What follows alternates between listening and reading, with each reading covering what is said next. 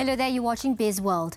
Bank Negara has kept the overnight policy rate OPR at 1.75% as the global economy continues to recover, supported by manufacturing and trade activity.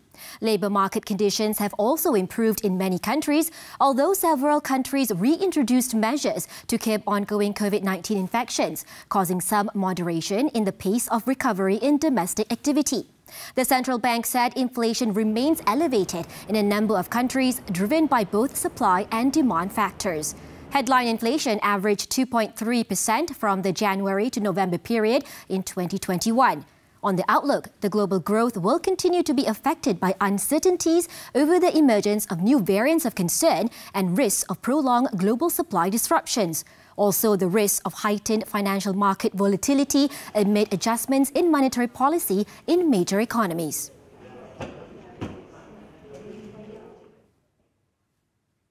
Meanwhile, Bank Negara may refrain from any rate cut in 2022 due to a better outlook for economic recovery.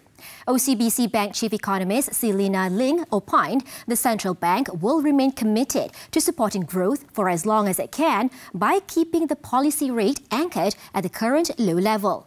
According to her, Bank Negara can and will leave its overnight policy rate OPR unchanged at 1.75% throughout 2022. Apart from the domestic inflation outturn, it will be influenced by global market sentiment. In terms of economic growth, OCBC's bank is projecting that Malaysia's gross domestic product is likely to pick up to 5% this year. It is from the expected 3.2%, backed by the supportive exports outlook.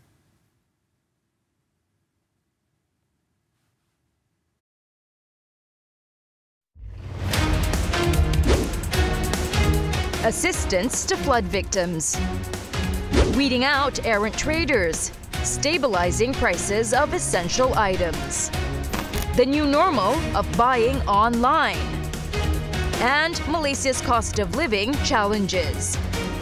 Consumers International President Dato' N. Marimutu speaks to Money Matters this Saturday at 5 p.m. only on TV3. Bursa Malaysia is looking to tokenize the voluntary carbon market and make it Syariah compliant. Its CEO, Dato' Muhammad Omar Swift, said the rules of the voluntary carbon market will also be stringent, similar to the rules that behest the equities market. You see, if we use tokens, there's provenance, it's traceable. And that's, I think, very important for this market, particularly for carbon market, because anecdotally there are stories of carbon credits being sold once, twice. But as we tokenize it, there's a robustness of process. And so when you buy tokens on the exchange, you will know where it's come from, who's created it, and so on and so on. I think that's very fundamental. He said the local boss is working with the Finance Ministry, Environment and Water Ministry and Energy and Natural Resources Ministry to build the foundation for this new trading market. Under Budget 2022, the government announced Bursa will launch a voluntary platform for carbon credit trading between green asset owners and other entities.